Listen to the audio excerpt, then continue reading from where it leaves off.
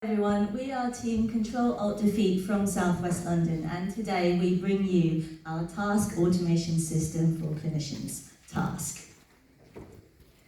We are going to revolutionise document processing in primary care. We're going to enhance efficiency, reduce clinical risk, and prevent GP burnout. I'm Annie, I'm a GP, and this is my typical day. As you can see, throughout the day, as well as direct patient care, I spent countless times reading long letters, trying to decipher things that I have to get out of them to action. Did you know that over 40 minutes of every day of GP time is spent reading letters? Across the 47,000 GPs in the UK, that is equivalent to 92,000 lost hours. Hours that we could give back to direct patient care. That's 13% of our time. And actually we could give it back to ourselves for improving our mental health and well-being and help prevent burnout. What if we could get a solution that could sort all that out for us? We've done just that. So I'm going to hand you over to James to talk you through TASK.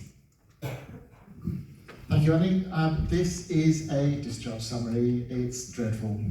Boxes, text, all over the place. How can we decide what to do from this? So this is TASK.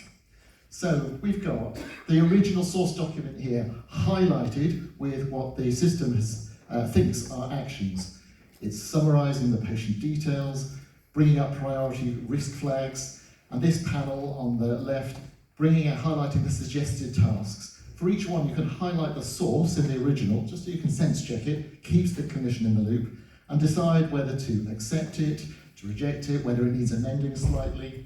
And then in the background, it's then creating this into a task list, so that then, and you can add in new tasks as well, just in case the system hasn't picked any up. We've loaded 5 different patients in, for example. At the bottom here, where there's sort of 4 tasks that's just come from that previous one that we saw. And for each one of them, we can mark them when they're done, when they're complete, whether we're delegating them to someone else in the practice, deferring them for a few days, so nothing gets missed. I'll hand over to Patrick. Oh, sorry. This is how it works. So the input, PDFs, text, it can be multimodal. We've got a Python backend that's integrating that with our secret source, the prompts from the clinical expertise. We know what we're looking for, using Gemini to output in JSON and present it in a user-friendly fashion, using Flask with our task list. But most importantly, coming back to the clinician in the loop who's checking it, verifying it. They're responsible for the outcomes ultimately, and then delegating it around. The evaluation we've done with 200 synthetic data documents showing that 83% of actions were fully described in the system just on our first pass development. Now, Patrick. Thanks, James. Feasibility. On the screen behind me there are several areas of feasibility which we think are important, but I'll draw your attention to the 4 critical areas of demand, security, compliance and finance. Following the hackathon where we canvassed GPs across South West London who all welcomed this product, not least of all because of its seamless integration to existing systems and workflows through the native API.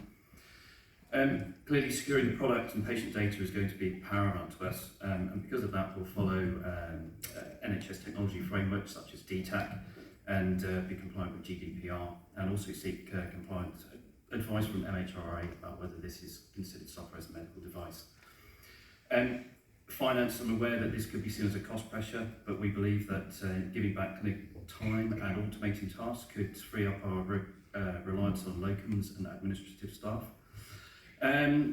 Obviously, next steps, funding. We need to establish funding, organisational buy-in, and we need to find a working group with clear roles and responsibilities. The impact for this is huge. Not only will it improve productivity by increasing efficiency and giving back time to clinicians for direct patient care, it would also improve clinical safety because unlike a tired clinician who will miss things, tasks will not. It would surface all of the relevant tasks but allow the clinician to still choose to accept or decline as they need.